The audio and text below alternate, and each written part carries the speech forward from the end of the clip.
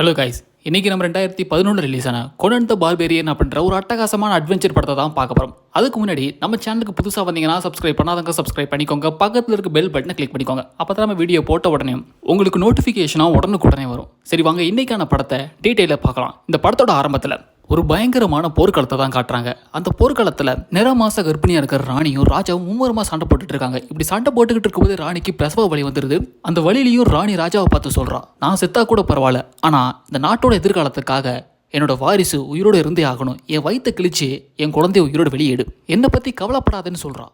ராஜாவோ என்ன பட்டுன்னு தெரியாமல் கத்தி எடுத்து வயிற்றை கிழிச்சு அந்த குழந்தைய வெளியே எடுக்கிறான்.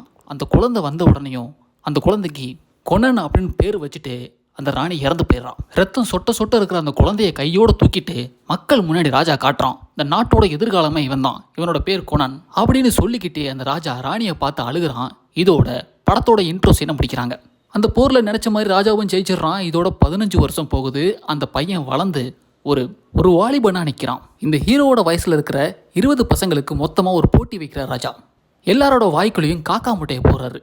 இந்த ஊரை சுற்றி இந்த முட்டையை உடைக்காமல் அழுங்காமல் குலுங்காமல் எவன் கொண்டு வரானோ அவனுக்கு போர் வீரர்களோட எப்படி சண்டை போடணுன்ற பயிற்சி தரப்போம். அவனுக்கு இந்த நாட்டில் முக்கியமான பொறுப்பையும் தருவோம் அப்படின்னு இந்த ராஜா ஒரு போட்டியும் வைக்கிறாரு. போட்டியும் ரொம்ப மும்முரமாக நடக்குது.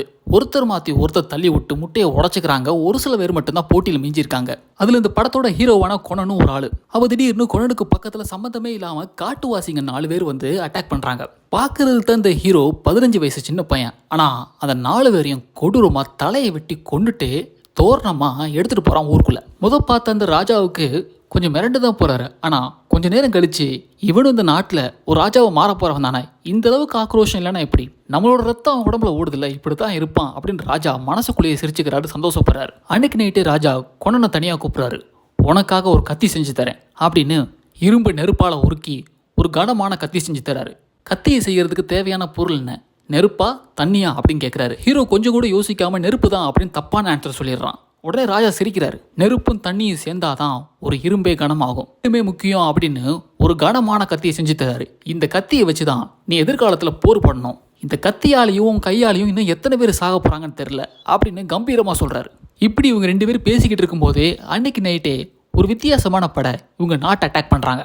கடைசியில் ராஜாவையும் இந்த படத்தோட ஹீரோவான கொனனையும் பணைய கைதியாக பிடிச்சு வச்சிடறான். இப்படி பிடிச்சு வச்சிருக்கிற இவன் தான் இந்த படத்தோட வில்லன். இவன் கையில் ஒரு முகமூடியை வச்சுட்டு, இந்த முகமூடியோட ஒரு துண்டு மட்டும் எனக்கு வேணும், உலகத்தில் இருக்கிற எல்லா மூலையில் இருக்கிற நாட்டிலிருந்து இந்த முகமூடியோட ஒவ்வொரு துண்டையும் எடுத்து சேகரித்து ஃபினிஷ் பண்ணிட்டேன், இன்னும் எனக்கு ஒரே ஒரு துண்டு மட்டும்தான் வேணும், அது ஓ நாட்டில் தான் இருக்குது, அதுவும் உங்ககிட்ட தான் இருக்குது, அது எங்கன்னு மரியாதையை சொல்லிட்டேன்னா உன்னையும் பையனையும் உயிரிட விட்டுறேன், உன் நாட்டையும் உனக்கு பிச்சையாக போட்டுறேன். இந்த மந்திர முகமூடி இவன் எதுக்குடா தேடிக்கிட்டு இருக்கான்னு யோசிக்கிறியா? 10 வருஷத்துக்கு முன்னாடி என் கண்ணு முன்னாடியே என் பொண்டாட்டியை பிளாக் மேஜிக் பண்ணுற சூரியக்காரியா அப்படின்னு சுட்டி எரிச்சு சாம்பல் ஆக்கிட்டாங்க. இறந்து போன என் பொண்டாட்டியை எப்படியாவது உயிரோட கொண்டு வரணும்னு போராடினேன். அப்போதான் ஒரு சில மந்திரவாதிகள் மூலமா இந்த மந்திர முகமூடியை பற்றி தெரிஞ்சுக்கிட்டேன். இந்த உலகத்தில் 8 துண்டா 8 நாடுகள் இருக்குன்னு தெரிஞ்சுக்கிட்டு 7 துண்டு எடுத்துட்டேன். 8வது துண்டு எடுக்கிறதுக்காகத்தான் நாட்டுக்கு வந்தேன். எந்த பிரச்சனையும் பண்ணாமல் அதை கொடுத்துட்டேன்னா உன்னையும் நாட்டையும் விட்டுறேன் அப்படின்னு இந்த வில்லை என்னதான் சொன்னாலும் அந்த ராஜா பயங்கரமாய் தெரியல. நீ இப்படி சொன்னா வலிக்க வர மாட்டா அப்படின்னு வில்லை என்ன பண்றான், ராஜாவோட கையை சங்கிலியால கட்டி அந்த சங்கிலியோட ஒரு முனையில கொதிக்கிற நெருப்பு குழம்ப ஒரு வாளியில வச்சிருக்கான்.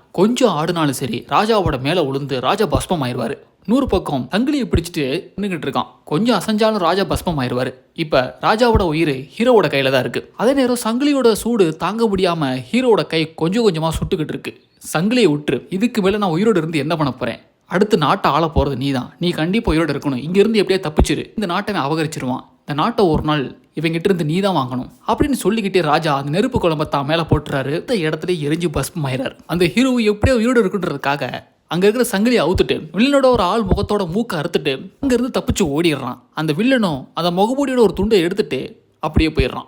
பல வருஷம் போகுது. இப்ப ஹீரோவுக்கு வயசு 30. நல்லா வளர்ந்துட்டான், பார்க்கவே ரொம்ப ஸ்ட்ராங்கா இருக்கான். தன்னோட அப்பாவான ராஜாவை கொண்டவனை நாடு நாடா தெருவா தேடி பல வருஷமா இந்த ஹீரோ அலைஞ்சுக்கிட்டு இருக்கான். ஆனா ஹீரோவால இப்போ வரைக்கும் இந்த வில்லனை கண்டுபிடிக்கவே முடியல. அப்பதான் ஒரு நாட்டோட எல்லைக்குள்ள அந்த நாட்டோட இளவரசியை அந்த வில்லனோட ஆள் ஒருத்தன் தேடி வந்திருக்கான். ஏன்னா அந்த வில்லனால இன்ன வரைக்கும் அந்த முகமூடியை சரியா பயன்படுத்த முடியல. ஏன்னா அந்த முகமூடியை பயன்படுத்தணும்னா ஒரு சுத்தமான இளவரசி ரத்தம் தேவைப்படுது. அவளை தேடிதான் இப்ப இந்த வில்லனோட ஆளுங்க வந்திருக்காங்க. வில்லனை நெருங்குறதுக்கு இதுதான் சரியான நேரம் அப்படின்னு ஹீரோ என்ன பண்றான், அந்த வில்லனோட கையால பிடிச்சு அடி நடிச்சு உன் தலைவர் இருக்கிற இடத்துக்கு என்னை கூட்டிட்டு போ அப்படின்னு மிரட்டான். அந்த வில்லன் இருக்கிற இடத்த ஹீரோ தெரிஞ்சுக்கிறான். அந்த இடத்துல போய் பார்த்தா ஒரு நாட்டோட இளவரசிக்காக அந்த வில்லனோட மக பயங்கரமான சூனியக்காரி மணலுக்குள்ள இருந்து மணல் அரக்கன்களை ஏவி விடுறான். அந்த இடத்துல அந்த அரக்கன்கள் கூட எல்லாம் மோதி அவங்களை அழிச்சிட்டு அந்த இளவரசியை காப்பாத்துறான். அப்பதான் பல வருஷத்துக்கு அப்புறம் அந்த வில்லனை நேருக்கு நேரா ஹீரோ சந்திக்கிறான். அந்த வில்லன் வச்சிருக்க கத்தி ரொம்ப வித்தியாசமா இருக்கு. ரெட்ட கத்தியை வச்சு சொல்லி ஹீரோவை போட்டு பொலன்னு பொழக்கிறான். ஹீரோ கிட்ட இன்னும் அவங்க அப்பா கொடுத்த அந்த ஸ்ட்ராங்கான கத்தி இருக்கு. அந்த கத்தியை வச்சு வில்லனை எவ்வளவோ அடிக்க ட்ரை பண்றான். ஆனா வில்லன் ரொம்ப ஸ்ட்ராங்கா இருக்கறனால ஹீரோவால ஒண்ணுமே பண்ண முடியல. பயங்கரமா அடி வாங்கி